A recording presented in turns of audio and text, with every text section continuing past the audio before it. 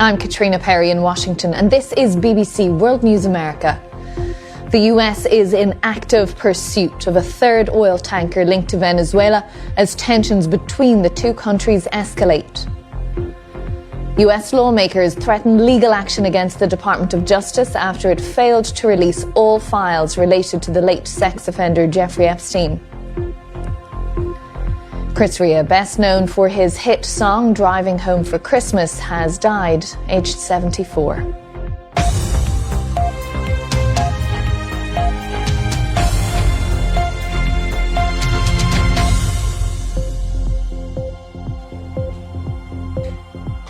Hello, you're very welcome to the programme. The US Coast Guard says it is in active pursuit of a vessel in international waters near Venezuela days after seizing a tanker off the country's coast. This follows US President Donald Trump's order to impose a blockade on sanctioned oil leaving the South American country. Now, Russia says one of its senior generals who oversaw operational training of the armed forces has been killed in a car bombing in Moscow. Russian authorities are blaming Ukraine. There's been no comment as yet from Kyiv. Russia editor Stephen Rosenberg has the latest now from Moscow. Now, Chris Rea, known for hits including Driving Home for Christmas, Fool If You Think It's Over and The Road to Hell, has died at the age of 74. A statement on behalf of his wife and two children said he'd passed away in hospital following a short illness, surrounded by his family. Our correspondent Lisa Muzimba looks back now on his life. That's it for today. I'm Caitriona Perry. Thanks for watching. Bye-bye.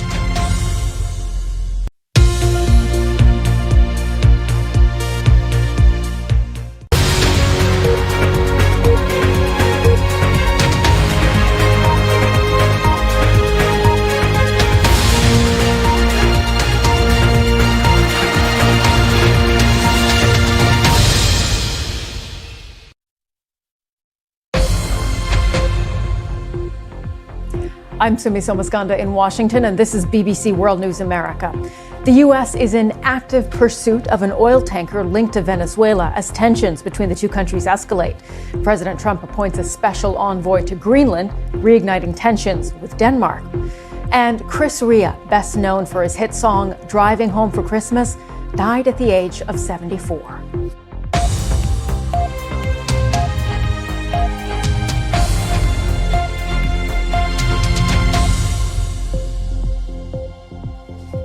Welcome to World News America. It's good to have you with us tonight. President Trump just unveiled plans for the Navy to build a new class of warships named after himself. He says production on two of the Trump-class battleships will start immediately, but expects to ultimately make up to 25 new vessels in total.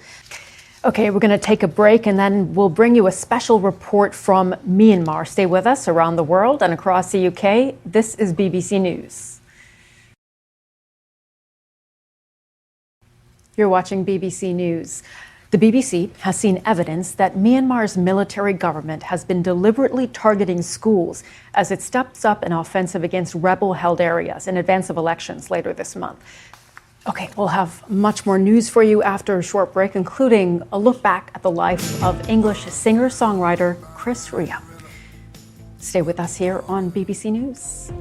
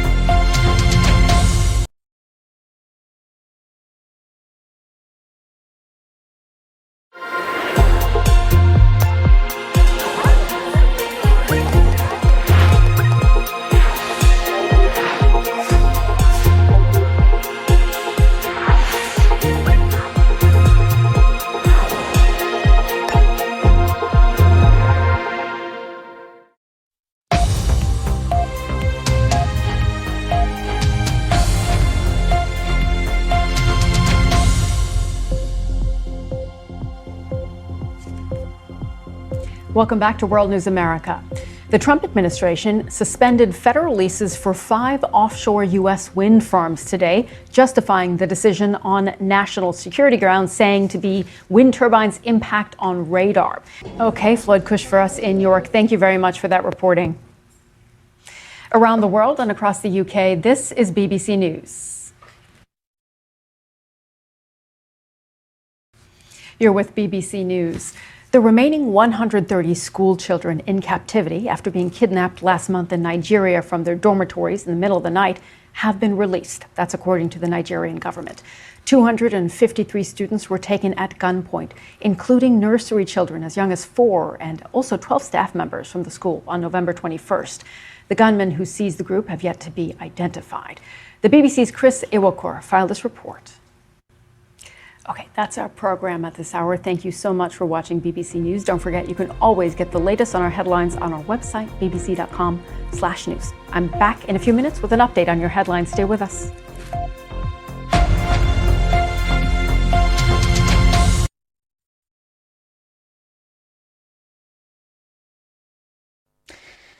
Hello. There's been a lot of cloud across the UK today.